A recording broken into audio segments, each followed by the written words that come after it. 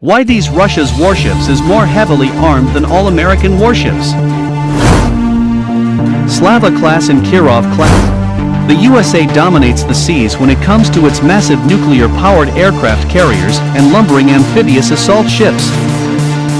But Russia takes the prize for the largest and most heavily armed surface combatant, the mighty Slava class and Kirov class battle cruiser.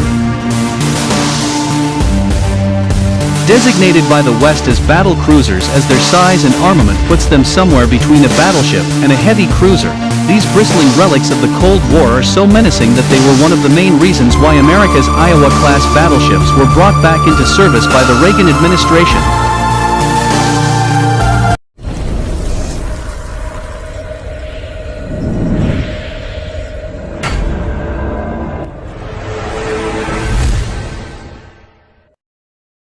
Currently has just one out of the four of these 827-foot-long monsters that were built in active duty service, that being the Peter the Great, which is also the flagship of Russia's Northern Fleet. The third ship in the Kirov class line, the Admiral Nakhimov, is being modernized and will be online by the end of the decade, and the second in the class, Admiral Lazarev, will be refitted and redeployed by the early 2020s. These ships are true leviathans of the sea and displace 28,000 tons when loaded, which is 3 times that of America's Ticonderoga class of cruisers, but less than half of the retired Iowa class. The Kirovs rely on a pair of nuclear reactors and a pair of oil-fired steam turbines that put out a combined 140,000 shop. This combo allows these ships to sprint at over 30 kts for about 1,100 miles straight. When running on nuclear power alone, without the turbine boost, she can sustain around 20 kts continuously.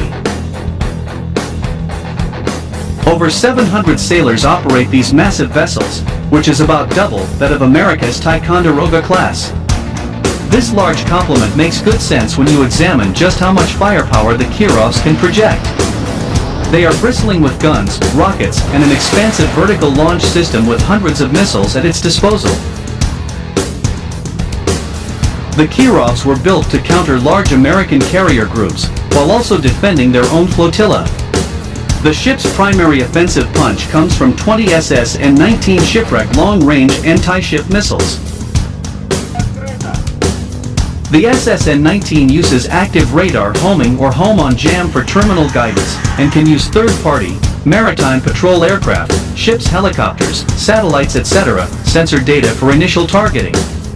The system is thought to receive mid-course updates in a similar manner and rely on its own inertial navigation and data link system to make their way to the target area as a coordinated swarm.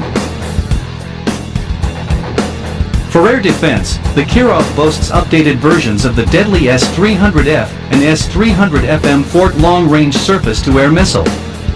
This missile flies at near hypersonic speed and can reach out about 100 miles from its launch point. The newest version, the S-300FM, are said to rely on both radar and infrared terminal guidance, which makes them effective against shorter-ranged ballistic missiles. They can even fire far over the horizon and autonomously scan for targets such as low-flying cruise missiles. For closer-in aerial threats, Peter the Great packs a pair OSAM 8-point defense missile turrets, each holding 20 rounds. The radar-guided missiles can be rapidly fired and can hit multiple targets at about 8 miles away, even if they are moving at high speed. In addition to her OSAM-8 turrets, the most up-to-date configuration of the Kirov class also has a bow-mounted vertical launch system containing no less than 128 rounds of SA-N9 Gauntlet short-ranged SAMs. This system is a maritime version of the TOR mobile SAM system that has proliferated throughout the world. These missiles can be rapidly fired and engage targets up to a half-dozen miles away. Her final layer of aerial defense is made up of 6 Kashtan, Chestnut, close-in weapon system, CIWS, tied to 2 control interfaces. These suckers each pack a pair of radar and electro-optically guided high-rate-of-fire 30mm cannons and 8 short-range 9M311 guided missiles. Additionally, there are 24 more of these ultra-maneuverable point defense missiles stored in a rapid reloading rotary magazine below the Kashtan's deck mount. This configuration equates to 192 9M311 missiles available for close-in self-defense at any given time, along with thousands of rounds of 30mm. The Kirovs also pack the mighty AK-130 dual gun just forward of the helicopter pad. This dual-barrel 130mm cannon is liquid-cooled and can sling shells over 10 miles with great accuracy. It can be radar, optically, or even guided via electronic support measures, where it targets an enemy radar emitter, and is also used for the anti-aircraft role. The gun's turret is remotely controlled and holds 180 rounds of both high-explosive and anti-aircraft shells. Beyond its anti-surface and anti-air warfare roles, the Kirov class also has a serious anti-submarine capability. There is a helicopter deck on the ship's stern capable of operating a Ka-25/27 anti-submarine or electronic intelligence helicopter. She can carry up to 5 of these coaxial rotor choppers, although 3 are normally housed in her unique hangar deck, which is accessible via a trapdoor and elevator system just forward of the helicopter pad.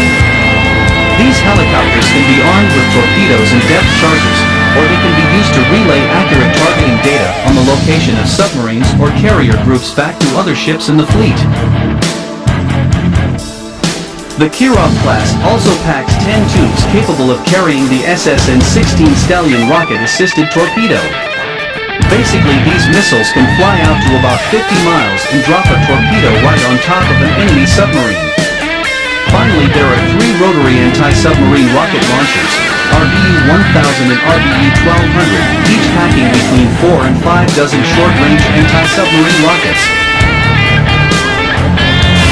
In order to make all this armament work, as well as acting as a command and control flagship for the entire Russian northern fleet, the Kirov-class bristles with search and tracking radar arrays as well as electronic countermeasures and dozens of communications aerials.